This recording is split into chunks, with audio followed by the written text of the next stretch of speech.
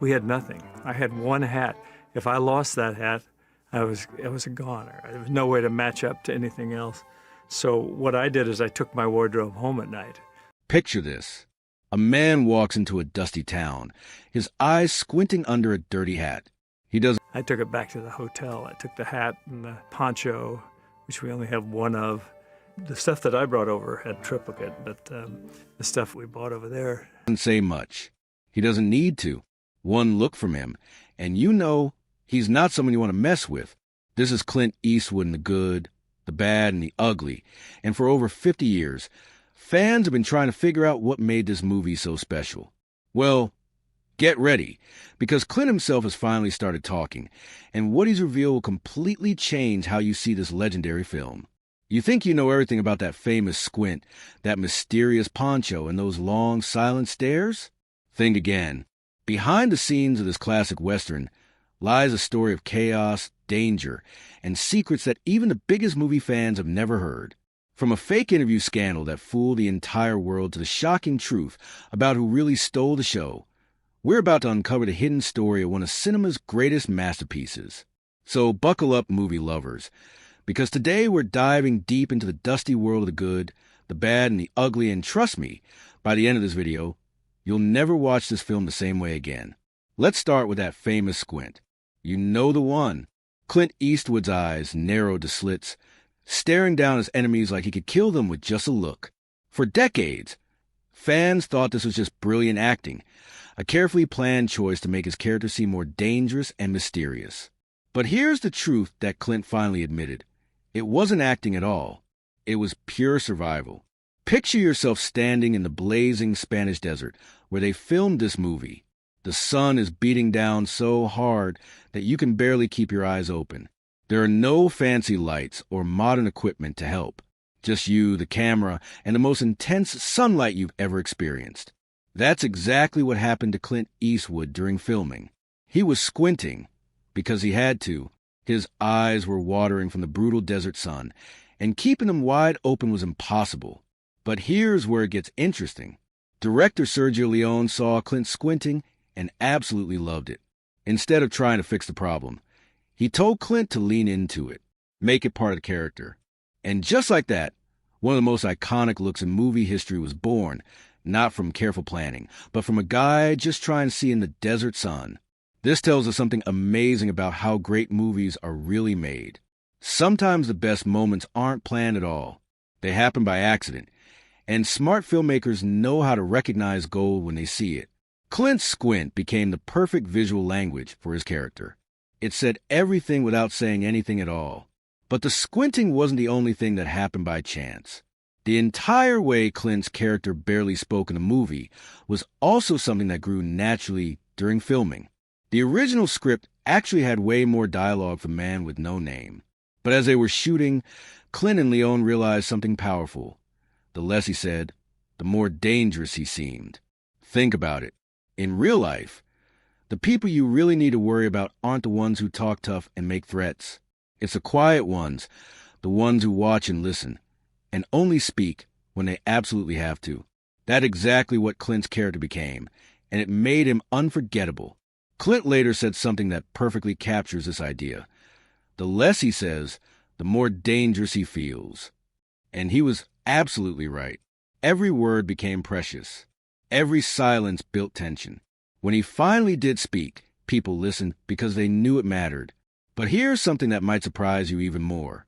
While Clint Eastwood became the face of the movie and the star that everyone remembers, there was someone else on set who was quietly stealing every single scene. His name was Eli Wallach, and he played Tuco, the character known as the Ugly. And according to people who were there during filming, Wallach was putting on such an incredible performance that even Clint Eastwood himself noticed he was being upstaged. Let me paint you a picture of what Tuco was like. Imagine someone who's completely unpredictable. One minute he's funny and charming, making you laugh with his crazy antics. The next minute he's dangerous and violent, ready to shoot anyone who gets in his way. But then, just when you think you have him figured out, he shows you a side that's almost heartbreaking, like a wounded animal just trying to survive. This is what Eli Wallach brought to screen, and it was electric. While Clint's character was all about control and quiet strength, Tuco was pure chaos and emotion. He was loud where Clint was silent, messy where Clint was clean, and completely unpredictable where Clint was steady as a rock. Director Sergio Leone noticed this amazing energy that Wallach was bringing, and he started changing the movie to give Tuco more screen time. What started as a supporting role grew into something much bigger. The film began to revolve around a dynamic between these two completely different characters, and it made the whole story more interesting.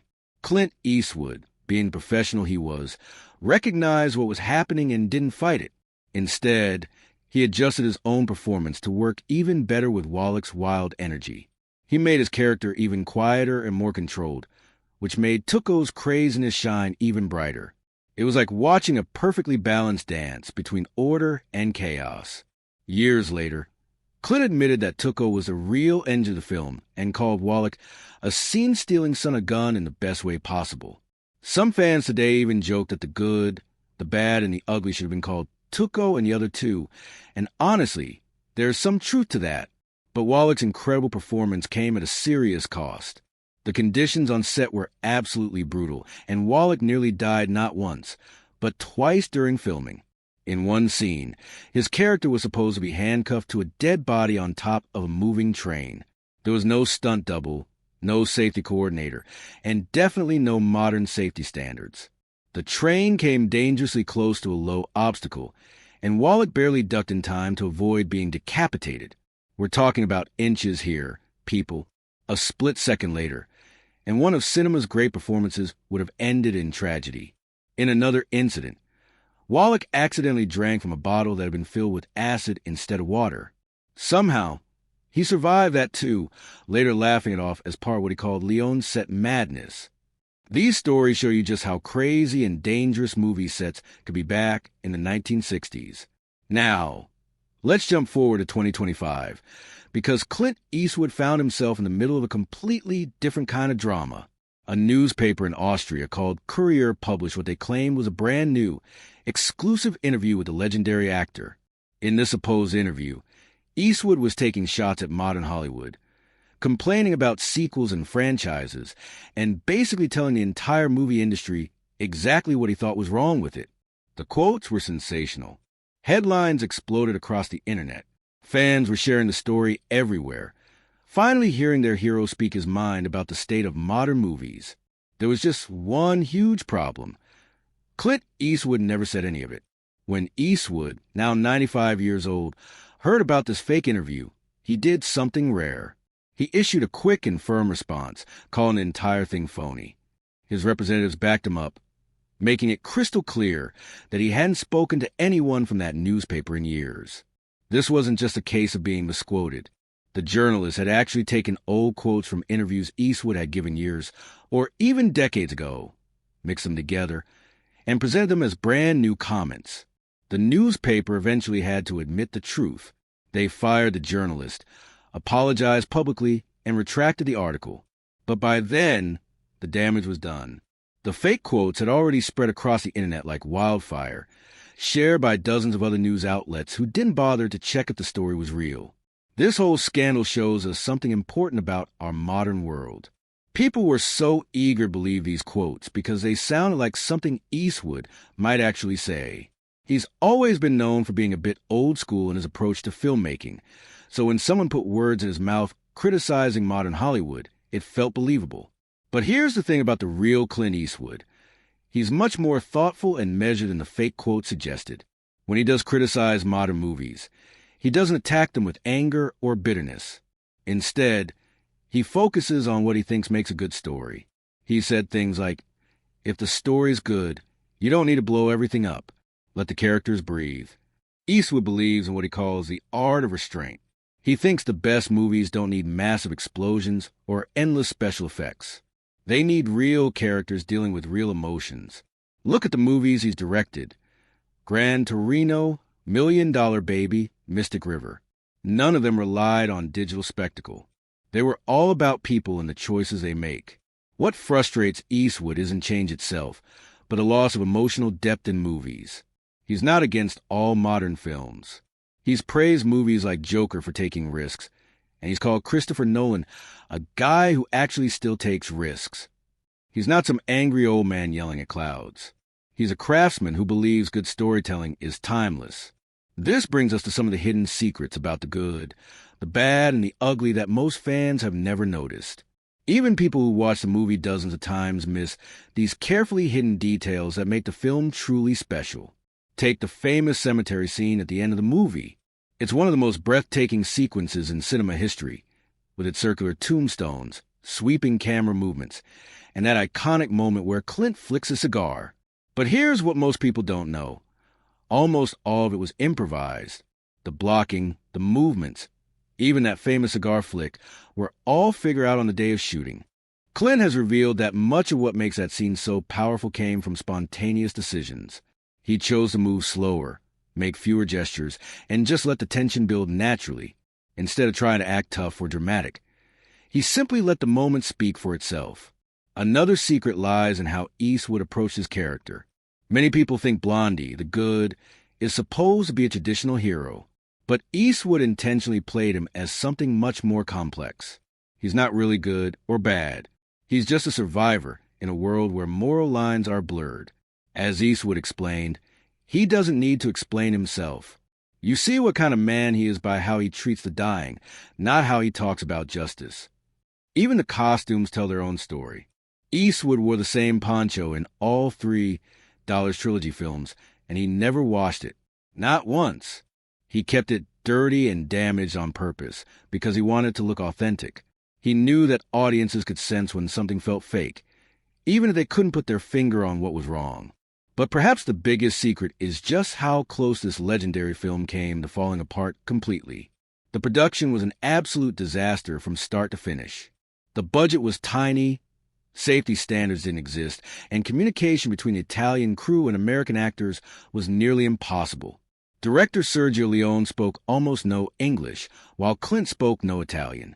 They had to rely on translators for everything, which led to constant misunderstandings. Leone would give grand, dramatic directions that confused Eastwood, who preferred quiet, natural performances. The 2 different styles created tension on set, but somehow that tension made the final product better. Remember that famous bridge explosion scene? It was supposed to be one of the most expensive shots in the movie, but due to a miscommunication, the explosives team blew up the bridge before the cameras were rolling. Leone was furious. The production was already over budget, and now they had to rebuild the entire bridge and shoot the scene again. Incredibly, this disaster actually made the scene better. The rebuilt bridge looked more weathered and realistic, and the delay gave everyone time to plan a more dramatic sequence. Sometimes the best art comes from the worst circumstances. The movie was shot completely out of order, which made Eastwood's job even harder. He had to play scenes from the end of the story before filming scenes from the beginning. Imagine trying to portray a character's emotional journey when you're filming everything backwards. It requires incredible skill and concentration to make that work. Even the weather was against them. They were filming in the Spanish desert during one of the hottest summers on record. Crew members were constantly getting heat stroke and dehydration. There was no medical supervision, and safety equipment was practically non-existent. Eastwood later called the entire shoot pure madness. But from that madness came something truly magical. All the chaos, danger, and difficulty somehow created a raw, authentic feeling that few movies have ever matched. You can feel the heat, the dust, and the tension in every frame. Looking back at the good, the bad, and the ugly today, it's amazing to see how it changed not just Westerns, but all cinema. Before this movie, Western heroes were usually loud, righteous, and obviously good. Eastwood flipped that idea completely upside down. He showed that a hero could be quiet, morally ambiguous, and still completely compelling.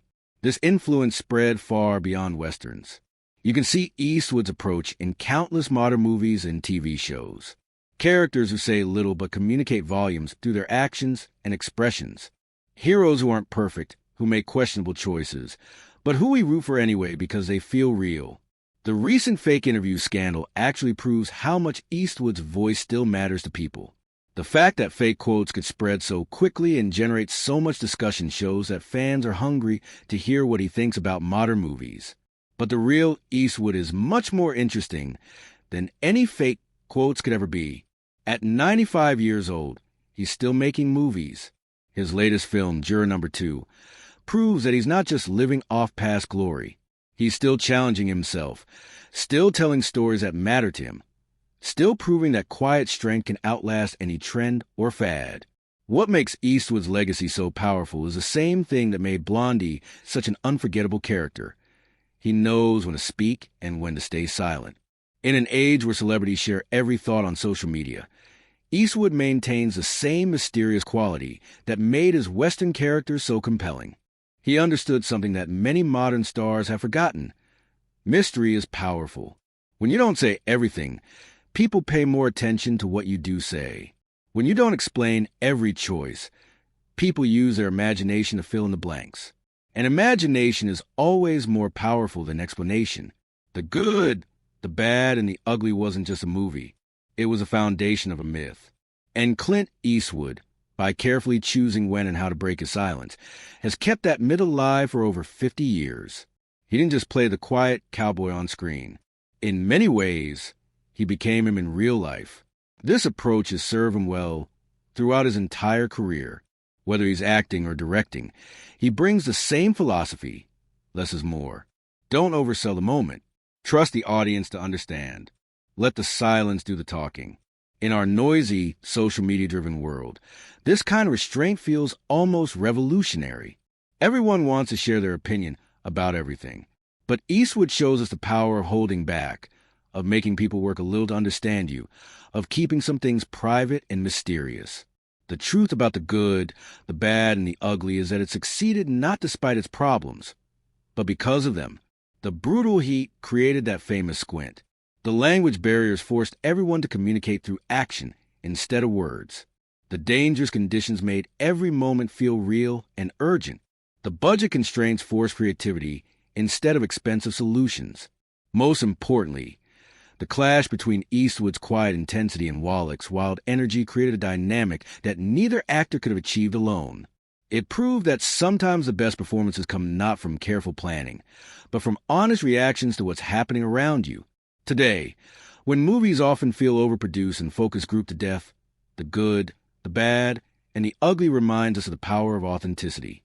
It shows us that audiences can sense when something is real, even if they can't explain why. And it proves that sometimes the most powerful stories are told not through words, but through silence. Clint Eastwood's revelation about his squint being a natural reaction to the sun might seem like a small detail, but it represents something much bigger. It shows us that great art often comes from embracing accidents, working with limitations, and finding truth in unexpected places. The next time you watch the good, the bad, and the ugly, pay attention to those quiet moments. Notice how much story is told without words. Watch how Eastwood and Wallach play off each other, creating magic through contrast. And remember that behind every iconic moment is a human story of people doing their best under impossible circumstances. That's the real secret of this legendary film. It's not just about good guys and bad guys shooting it out in the desert. It's about the power of authentic performance, the beauty of working with what you have instead of what you wish you had, and the magic that can happen when talented people push through chaos to create something timeless. And if you loved learning these hidden secrets about one of cinema's greatest classics, make sure to hit that like button and subscribe to our channel. We're always digging up fascinating behind-the-scenes stories about your favorite movies and the legendary stars who made them unforgettable. Share this video with any movie lovers in your life, because trust me, they'll never look at Clint Eastwood's famous squint the same way again.